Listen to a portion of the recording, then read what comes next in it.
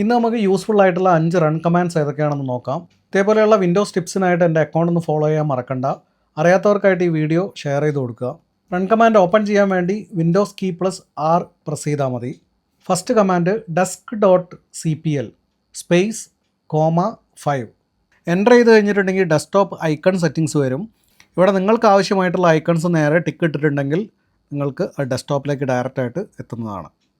Number 2 appwiz.cpl enter ചെയ്ത് കഴിഞ്ഞാൽ programmes and features open ആയിട്ട് വരും. ഇവിടെ നമ്മൾ ഇൻസ്റ്റാൾ ചെയ്തിരിക്കുന്ന പ്രോഗ്രാംസ് കംപ്ലീറ്റ് ഇവിടെ കാണാൻ പറ്റും.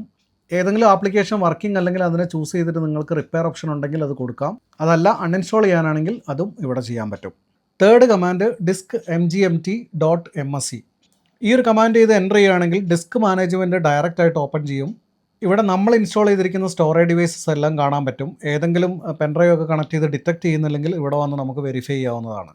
Fourth command control space printers command ചെയ്ത് എൻ്റർ ചെയ്ത് കഴിഞ്ഞാൽ നമ്മൾ കണക്ട് ചെയ്തിട്ടുള്ള ഡിവൈസും പുതിയ ഡിവൈസ് ആഡ് ചെയ്യണമെങ്കിലുള്ള ഓപ്ഷനും കാണാൻ പറ്റും. പഴയ വേർഷൻസിലൊക്കെ പ്രിൻറ്റേഴ്സ് ആൻഡ് ഫാക്സസ് ആണ് ഈ ഒരു കമാൻഡ് ഉപയോഗിച്ച് ഓപ്പൺ ആക്കാൻ പറ്റുക. ഇപ്പോൾ നമുക്കിവിടെ എല്ലാ ഡിവൈസസിനെയും മാനേജ് ചെയ്യാനുള്ള ഓപ്ഷനുണ്ട്. ലാസ്റ്റ് കമാൻഡ് send to എൻ്റർ ചെയ്ത് കഴിഞ്ഞാൽ സെൻഡ് ടു ഫോൾഡർ ഓപ്പൺ ആയിട്ട് വരും. നമ്മളൊരു ഫയൽ റൈറ്റ് ക്ലിക്ക് ചെയ്തിട്ടുണ്ടെങ്കിൽ സെൻഡ് ടു എന്ന് കാണാം. ഈ സെൻഡ് ടുവിൽ എന്തൊക്കെ ഷോർട്ട് കട്ട് വേണമെന്നുള്ളത് നമുക്ക് മാനേജ് ചെയ്യാൻ ഇവിടെ പറ്റും. ഇവിടെ ഒരു ഷോർട്ട് കട്ട് നമ്മൾ ഏതെങ്കിലും ഒരു ഫോൾഡറിൻ്റെ ഇട്ട് കഴിഞ്ഞാൽ ആ ഒരു ഷോർട്ട് കട്ട് റൈറ്റ് ക്ലിക്ക് ചെയ്യുന്ന സമയത്ത് സെൻഡ് ടൂവിൽ നമുക്ക് കാണാൻ പറ്റും. അപ്പോൾ ഇന്നത്തെ വീഡിയോ ഇത്രയേ ഉള്ളൂ. പുതിയൊരു ടിപ്സുമായിട്ട് നെക്സ്റ്റ് വീഡിയോയിൽ കാണാം. ഫോളോ ചെയ്താൽ അപ്ഡേറ്റ്സ് കിട്ടുന്നതായിരിക്കും. ഇതറിയാത്തവർക്ക് ഉപകാരപ്പെടാൻ വേണ്ടി ഷെയർ ചെയ്ത് കൊടുക്കുക.